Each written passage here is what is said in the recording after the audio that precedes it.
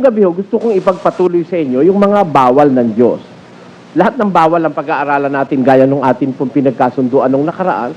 Hindi naman kasi pinag-aaralan nito sa maraming denominasyon eh. Kasi alam niyo yung bawal, pampigil sa tao yan eh. Eh ang tao ho, meron tayo yatang likas na ang gusto nating gawin eh, ginagawa talaga natin kahit na bawal pa eh. Eh pagka ito itinuro ng mga ngaral, baka mapigilan sa pagsama sa kanya yung mga tao. Eh sila'y nagpaparami ng miyembro, kaya sila walang bawal-bawal, malaya ang miyembro sa kanila. Ikalawang Pedro 2, pakinggan nyo. Ang kanilang miyembro, walang bawal, basa. Na pinangangakuan ng kalayaan, samantalang sila'y mga alipin ng kabulukan. Ayon. Pinangangakuan ng kalayaan. Kaya walang bawal eh, walang pamigil, walang disiplina. Samantalang sila ang wikay mga alipin ng kabulukan. Bulok na relihiyon, walang bawal. Malaya ang miyembro. Gusto mong maglasing, pwede. Gusto mong mambabae, pwede. Hindi ka naman ititiwalag eh. Ha? Gusto mong magsugal, pwede. Magloto, pwede. Ano mang gusto mo, magsyabu ka, pwede pa rin. Mag-drug addict ka, pwede pa rin. Hindi ka naman iaalis doon sa relihiyon ng pastor mo. Ang katunayan nga, siya rin mismo, ginagawa niya yung bawal eh. 1.32 ng Roma. Pakinggan niyo po. Na bagamat nalalaman nila ang kautusan ng Diyos na ang mga nagsisigawa ng gayong mga bagay ay mga karapat-dapat sa kamatayan, ay hindi lamang gayon ang ginagawa, kundi naman pinapayagan ang mga nagsisigawa ng mga yaon. Ano? Konsintidor pa. Bagaman alam nila ang wika na ang gumagawa ng masasamang bagay na yun eh, mga karapat-dapat sa kamatayan, hindi lamang gayon ang ginagawa nila, kundi naman pinapayagan ang gumagawa ng mga yaon. Kaya po, makikita nyo ang pagkakaiba ng relihiyong nasa Biblia kaysa sa relihiyong itinayo ng tao. Sa mga relihiyong itinayo ng tao, wala pong bawal, walang disiplina, para lang yun sa kinagis na natin. Babaero ka, 70 anyos kang babaero, hindi ka naman aalisin eh, hindi ka titiwalag eh. Pag mamamatay ka, magpa-Jesus ka, bibindisyonan ka kahit babaero ka. O, ligtas ka pa rin, basta Jesus, Maria, Jose. Bago ka mamatay, sasabihin mo raw ang Jesus, naghihingan. Hinihika yung nakita ko sa gwago, hindi masabi-sabi yung kasun.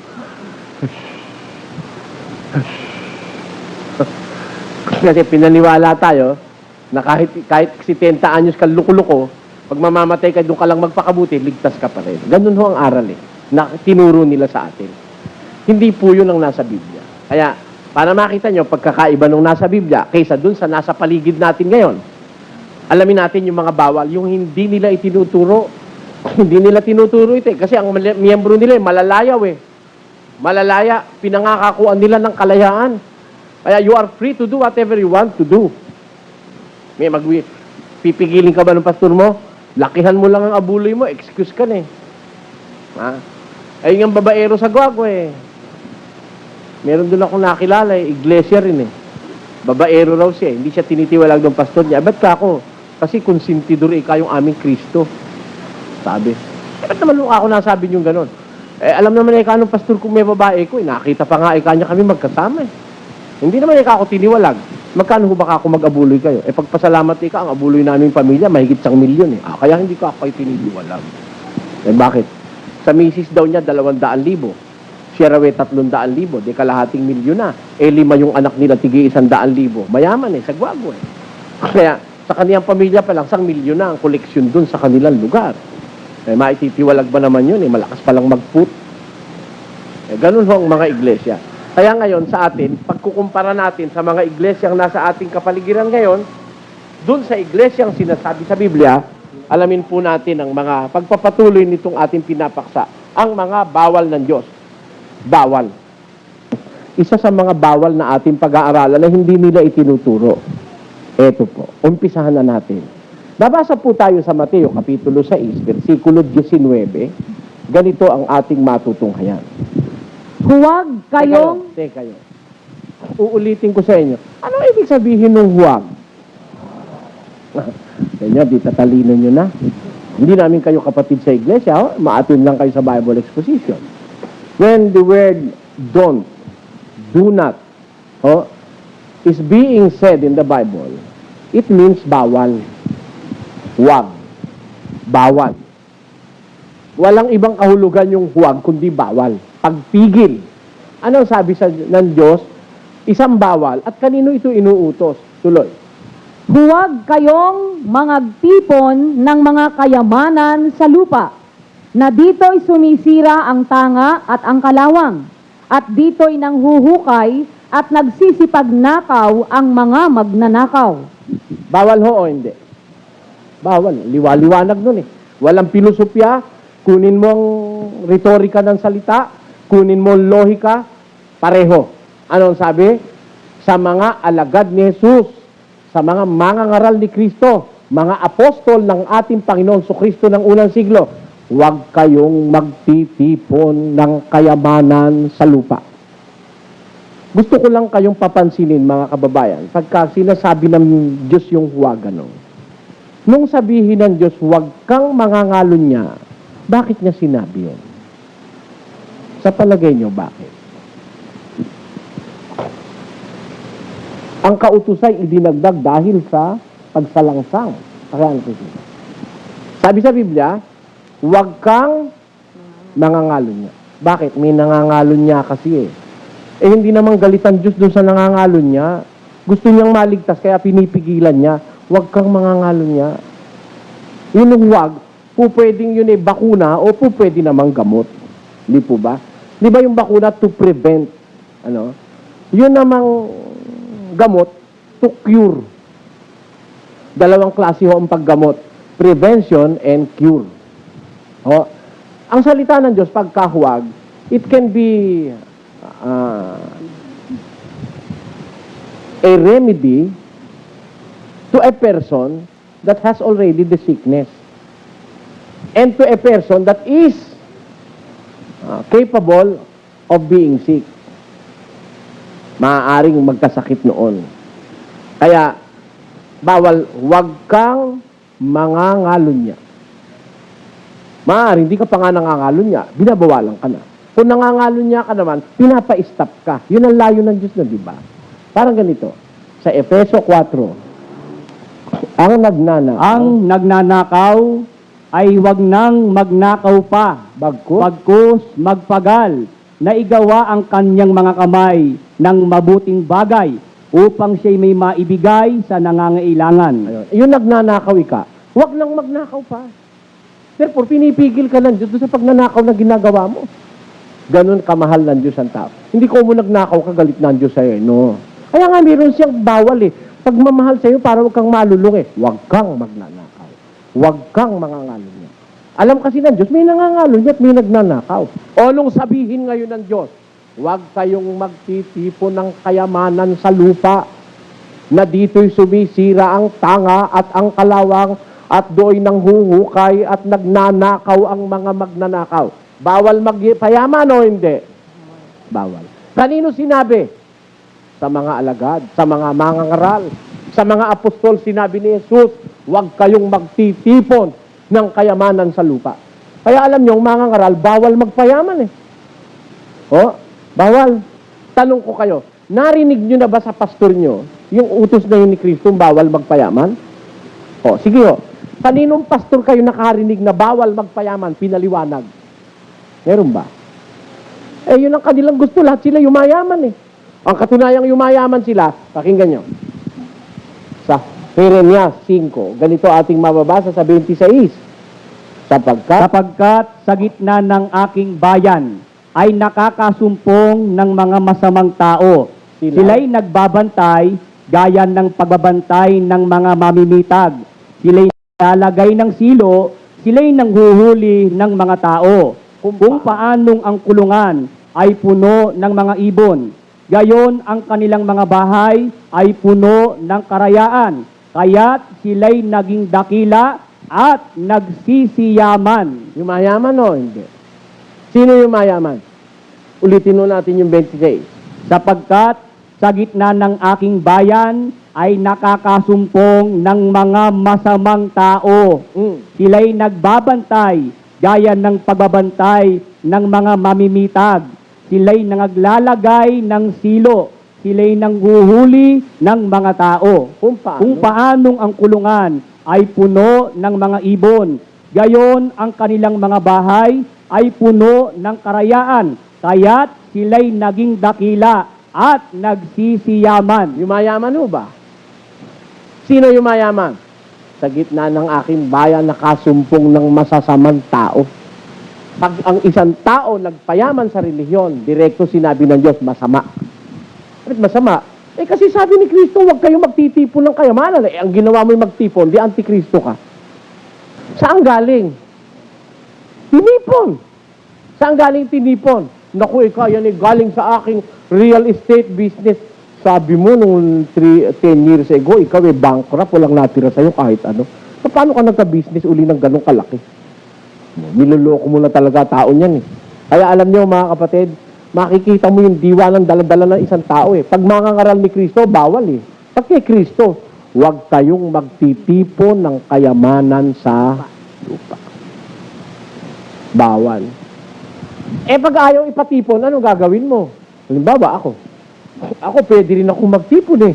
Hindi ba? Kayo, payag kayo, pwede rin ako magtipon. Eh, mahawak din naman ako ng pera eh.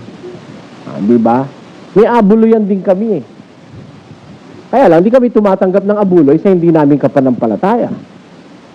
Eh ngayon, para wag ako makapagtipon ng kayamanan sa lupa, yung abuluyan ng iglesia, kung saan iniukol, doon nilalagay. Kaya meron tayo diyang mga officers, may mga OIC, may mga officers na lokal, may officers na national, may distrito, may division. Ang abuluyan ng distrito, dadalhin sa division. Tapos, resibuhan, may resibo. Pagka sinabing para yun sa gawain, pambayad sa telebisyon yun. Ayun, saka sa radyo. Para maipalaganap ang salita ng Diyos. Pag maipon, lagay mo dun sa dapat paglagyan. Di ba? Kita nyo? Paano ka makakaipon nito? Wala ka namang iipunin. At kung may iipunin man, hindi naman namin iipunin. Bawal nga ni Jesus eh. Huwag kayong magtipon ng kayamanan sa lupa. Kaya kami malakas ang loob naming magsalita na dito sa samahang ito, walang kahit isang membrong makakasumbat na yung pera nila pinagsamantalahan naming nilamon sa isang tabi o kaya itinago namin para sa aming sariling kapakanan. Wala akong makakapagsalitang membro niyan. Kung meron, sa harapang ito, tumintig ka na. Sige. Na yung pera mo, kinain namin. O kami, pinagpasasaan namin ng pera mo. Hindi. Wala niyan. Para kami makahawak ng pera, kanya-kanya kaming kayod. Si kapatid na Luz, nagtuturo sa high school. Si kapatid na Willie, nagtitinda ng ballpen, pabango, ano-ano yung mga pinitinda niya. Yung isa na yon, nagkukuha ng retrato, nagbibideo coverage. No? Yung si kapatid na Josel, isang OIC, announcer siya sa sa KY, sa FM. Yun naman isa naming manggagawa, si kapatid na Sani Katan, meron naman silang opisina ng, yung tawag doon, services. Basta ang aming manggagawa, kanya-kanya kaming kayod. Ako naman, titinda ng lumpia. Yun. Meron akong kitang konti. Meron akong tindahan eh. Pero wala rin kaming pera. Kasi, bawal nga ni Kristong ipunin namin yung pera. Kasi alam naman ng mga kapatid dito, hindi kami nagpapasasa eh. Kami nga ay kapus eh. Meron din kami kumikibo. We can manage with the help of God. Ang pag-asa kasi namin sa tulong ng Diyos, magagawa naman na Filipos 3. Pakinggan niyo. Lahat ng mga bagay ay aking magagawa doon sa nagpapalakas sa akin. Lahat ng bagay magagawa ko doon sa nagpapalakas sa akin. Kaya kami naniniwala kami lahat, bawal magpayaman ng ministro, ang mangangaral, bawal magtipon ng kayamanan sa lupa, bawal ni Kristo yon. Huwag kang magtitipon ng kayamanan sa lupa. Eh ngayon maraming ministro nagyayamanan eh. Yung isang mangangaral dito sa ating bansa, tatawid sa Ilog Pasig, walang pambayad, 2 pera, walang pambayad sa bangka. Ngayon, bilyonaryo. Yung isa naman taga Surigao, nang lumuwas dito sa Maynila, tumatalbog yung tseke. At walang pambayad sa upa sa Lubaliches. Ngayon, naku po ang Mercedes-Benz na van, dai-dai. At ang programa niya sa TV, araw-araw. Ha? Saan nakakuha yung pera na yun? Ha? Eh dati ka nang walang pambayad sa upahan mo sa apartment. Ngayon, ang dai-dai mong pera. Tapos kanya-kanyang tigi-tigi sa yung anak. 3 ang bahay, bakasyonan. Di walang ginawa kundi magbakasyon. Na, yung isa sa Sindalan, San Fernando, Pampanga, may bahay bakasyonan siya. Sa Bataan, meron. Ha? Sa Surigao, meron. Ang daing bahay bakasyonan. Kasi ginamitan lang ng konting kapal ng pagmumuka, may dalang Biblia, okay na. Praise the Lord, hallelujah, amen! Ha? Bigay na yung mga tao. Ayan, may yumaman na. Yung ba mapapatunayan mo sa Biblia? Dapat ka bang yumaman kung susunod ka kay Jesus? Eh, kaya kayo yumaman eh. Puro koleksyon ang ginagawa nyo eh. May ikapuna, may love offering pa, may prayer request pa. Meron pang handog, may tanging handog, may tanging handog. Baka darating araw, may katangi-tangi ang handog pa. Paano hindi kaya yaman niya? Puro invento yung pinag-iimbento yung mga, wala naman sa Biblia yan eh. Biro mo, mag-request ka ng panalangin, prayer request, mag-aabuloy ka pa. Prayer request, ba't hindi ka ba pwedeng ipanalangin nang wala kang ihuhulog doon sa supot ni Judas? Ay, galit sila sa atin eh. Isa sa mga batas ni Kristo. Hindi nila tinuturo ito. Silang lahat, nilalahat ko. Bawal ni Kristo ang mangangaral magpayaman, magtipo ng kayamanan sa lupa. Ang katunayan, ang primera ministro ng iglesyang si Timoteo ay pinangaralan ni Pablo ng ganito sa 9 ng unang Timoteo. Basa. Datapwat, ang mga nagsisipagnasang yumaman ay nangahuhulog sa tukso. Kita mo na, nagnanasa pa lang yumaman ng ministro, mahuhulog ka na sa tukso. Hindi ka pa mayaman, nagnanasa ka pa lang yumaman, mahuhulog sa tukso at sa marami at sa maraming mga pitang hangal at nakasasama na siyang naglulubog sa mga tao sa kapahamakan at kamatayan. Bakit? Sapagkat ang pag-ibig sa salapi ay ugat ng lahat ng uri ng kasamaan na sa pagnanasa ng iba ay nangasinsay sa pananampalataya. Na tinuhog ang kanilang sarili ng maraming mga kalumbayan. Datapwat ikaw, o tao ng Diyos, tumakas ka sa mga bagay na ito. Kita mo, ayaw ni Pablo si Timothy ma-involve sa pagpapayaman. Ikaw na tao ng Diyos, takasan mo ang bagay na ito. Alam ni Pablo, bawal sa ministro magpayaman. Kaya, ikaw Timoteo, ang kausap po rin si Timoteo ministro eh. Tao ka ng Diyos, takasan mo ito. Yung pagnanasang yumaman, sapagkat ang nagnanasang yumamay nahuhulog sa tukso sa maraming pitang hangal at nakasasama na siyang naglulubog sa tao sa kapahamakan at sa kamatayan, sapagkat ang pag-ibig sa salapi ay ugat ng lahat ng uri ng kasamaan na sa pagnanasa ay nangasinsay sa pananampalataya at tinuhog ang kanilang mga budhi ng maraming mga kalumbayan. Dadapot ikaw, tao ng Diyos, tumakas ka sa bagay na ito. Kaya masama yan sa ministry magpayaman eh. Eh, pagmasdan nyo maraming ministry, puro mayayaman. Ha? Nakikintab. Ang kikinis ng balat. Ha? Nagsisiputi. Dati namang negro, pumuti. Biro may nagpa-blitz eh. Ala Michael Jackson na nangyari. Di kilala ko naman yun eh. Nga ba ngayon na ripinadong-ripinado pati balat? Bakit? Eh marami ng pambili ng kung ano-anong mga iba pahid sa balat eh. Oh. Kasi ako naniniwala, yung damit na mararangya, magagandang damit, hindi naman yun ang pamantayan ng pagkilala sa mga ngaral eh. 16:7 ng unang Samuel. Pakinggan niyo. Ngunit sinabi ng Panginoon kay Samuel, huwag mong tingnan ang kanyang mukha o ang taas ng kanyang kataasan. Di bawal tignan ang mukha ng mga ngaral. Huwag na kayo titingin, yung mukha na lang kayo. Baka madispirado pa kayo pag nakita yung pagmumukha ko eh. Ang sabi ng Diyos, huwag mong tignan ang kanyang mukha ni ang taas ng kanyang kataasan sapagkat aking itinakwil siya. Bakit? Sapagkat hindi tumitingin ang Panginoon na gaya ng pagtingin ng tao. Sapagkat ang tao ay tumitingin sa mukha, ngunit ang Panginoon ay tumitingin sa puso. Kita nyo. Pagka mga ngaral ang pag-uusapan, kung tignan ng Diyos puso. Ngayon, kung gagawing Miss Universe, ay titignan ka lahat. Mula ulo hanggang paa. Susukatan ka pa. Di ba? Eh kung magmi-Mr. Universe naman ako, siguro susukatan din ako. Eh pero hindi naman ako Mr. Universe eh. Ako'y mangangaral eh. Kaya ang sabi sa Biblia, huwag mong tignan ang kanyang mukha, ni ang taas ng kanyang kataasan sapagkat aking itinakwil siya. Sapagkat hindi tumitingin ang Panginoon ng kagaya ng pagtingin ng tao. Sapagkat ang tao ay tumitingin sa mukha, ang Panginoon ay tumitingin sa puso. Anong katunayan sa puso? Tinitignan ng Diyos ang mangangaral. Pakinggan nyo sa unang Tesalonica 2:3 hanggang 4. Ganito po ang nakasulat.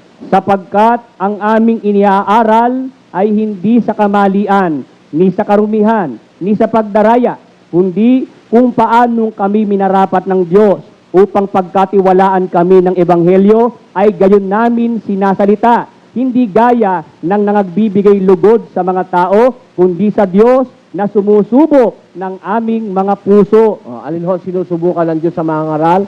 Yung puso. Ang aral namin, sabi ni Pablo, hindi sa kamalian, hindi sa karumihan, hindi sa pagdaraya, kundi kung paano kami minarapat ng Diyos upang ipagkatiwala sa amin ng Ebanghelyo, gayon namin sinasalita. Hindi kami nagbibigay lugod sa tao, kundi sa Diyos na sumusubok ng aming mga puso. Kaya tinitignan ng Diyos sa ministro, puso eh. Kung ililigaw mo yung aral, kung hindi. Hindi naman ibibigay sa'yo ng Diyos kung manliligaw ka lang eh. Ha? Kung ililigaw mo lang ang tao. Kaya sila, makita nyo, walang aral na totoo eh. Puro invento, mga arte. Hallelujah, praise the Lord. Nagpupuri sa Panginoon. Nagpupuri. Ayan, yan sila magagaling. Ha? Yung mga arte na yun, may mga pataas-taas pa lang kaway. Parang kaway ng kaway na. Saan mo nakita sa Biblia, kakaway kang ganun? Parang naghuhuli at tutubi o kaya nagpapaalam sa National Airport. Ano, na, saan nasa Biblia ba yun? Arte. Kaya galit sa akin eh. Hindi ko naman mapigilan ang sarili kung hindi punahin dahil mali eh. Wala sa Biblia eh. Meron pa isang lundag, isang inom ng itlog. Kaya magbaon eh kakay 3 itlog. Oh, saan mo naman nakabasa sa Biblia ang 3 itlog? Lulundog ka isang inom ng itlog. Pangalawang lundag, pangalawang itlog. Pangatlong lundag, pangatlong itlog. Ha? Tapos, itaas mo yung kawalit, ang passport, ang mga bag, taas nyo, eh matanda mga pa.